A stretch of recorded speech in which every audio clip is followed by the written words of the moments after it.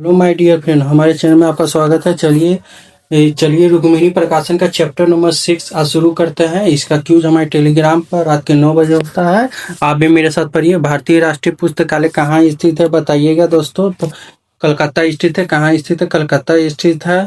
अब ये बताइए दोस्तों, भारत का राष्ट्रीय पुस्तकालय का पुराना नाम क्या था, जिसे लॉर्ड कर्जन द्वारा इंपीरियल लाइब्रेरी में मिला दिया गया है? Calcutta public library. क्या था? Calcutta public library. क्या था? Calcutta public library. अब चलिए, अब दोस्तों तीसरा नंबर क्वेश्चन आज पढ़ा जाए। ब्रिटिश म्यूजियम के किस प्रसिद्ध पुस्तकालय अध्यक्ष ने इस बात पर बल दिया कि राष्ट्रीय पुस्तकालयों को अन्य देशों के साथ साहित्य का भी उत्तम संग्रह रखना चाहिए? तीसरा का आंसर बताइए दोस्तों। तीसरा का होगा 2 नंबर, एंथोनी पेनेजी। क्या था? एंथोनी पेनेजी। चौथा नंबर आ जाइए दोस्तों। चौथा का आंसर बताइए। यूनेस्को ने किस वर्ष राष्ट्रीय पुस्तकालय के कार्यों का वर्णन किया? 4 का आंसर बताइए दोस्तों। 4 का बी होगा, क्या होगा? 1949 में। कब किया था दोस्तों? 1949। चलिए दोस्तों 5 नंबर का देख लेते हैं। यूनेस्को के घोषणा पत्र के अनुसार एक सार्वजनिक पुस्तकालय की स्थापना किसके आधार पर होना चाहिए था? 5 का आंसर बताइएगा दोस्तों। सी नंबर होगा इसका, शिक्षा, संस्कृति, सूचना, समाज कल्याण। अब 6 का बताइए दोस्तों। डॉक्टर एस आर रंगनाथन के अनुसार सार्वजनिक पुस्तकालय किसके द्वारा और किसके लिए चलाया जाना चाहिए एक संसाधन है? 6 का आंसर बताइए दोस्तों। 6 का होगा बी नंबर, समुदाय द्वारा समुदाय के लिए। समुदाय द्वारा समुदाय के लिए। 7 का आंसर बताइए दोस्तों। खाली समय के दुरुपयोग को बढ़ावा देना और स्वास्थ्य मनोरंजन साहित्य उपलब्ध कराना किस प्रकार के पुस्तकालय का एक प्रमुख कार्य है? 7 का आंसर बताइए। 7 का होगा डी नंबर। 7 का डी नंबर। 7 का डी नंबर। अब 8 में आ जाते हैं दोस्तों। 8 का बताइए। भारत के अधिकांश राज्यों में पुस्तकालय की अच्छी व्यवस्था न होने का मुख्य कारण क्या है? 8 का आंसर बताइए दोस्तों। 8 का होगा बी नंबर, पुस्तकालय अधिनियम का पारित न होना। पुस्तकालय अधिनियम का पारित न होना।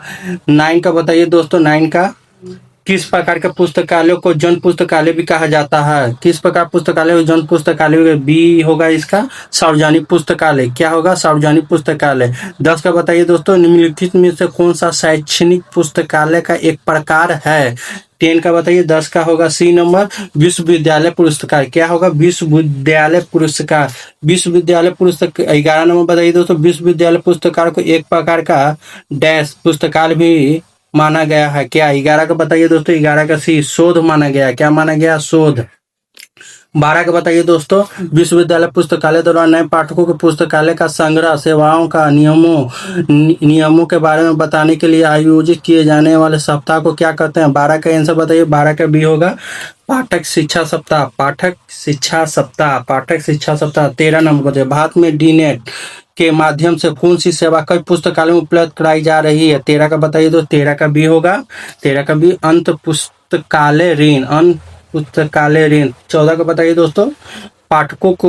पाठकों की रुचि के अनुरूप सूची बनाकर उपलब्ध विषय से संबंधित न्यूनतम जानकारी प्रदान करने वाली सेवा क्या कहलाती है? 14 का बताइए दोस्तों। 14 का सी होगा, क्या कहलाती है? एसडीआई, चयनात्मक सूचना प्रसार। क्या कहलाती है दोस्तों? एसडीआई, चयनात्मक सूचना प्रसार। 15 नंबर बताइए।